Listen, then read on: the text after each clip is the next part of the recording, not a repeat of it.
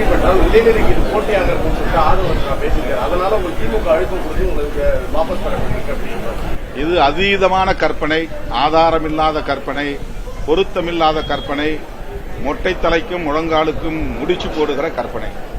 அதே நபர்கள் என்ன சொல்றாங்கன்னா, சிட்டிங் மெம்பர்ஸ் சட்டமன்ற உறுப்பினர்களாக இருக்கிற 3 பேரை போட்டியிடுவதற்கு வாய்ப்பளிக்காமல் தவிர்த்து விட்டார் திருமாவளவன்.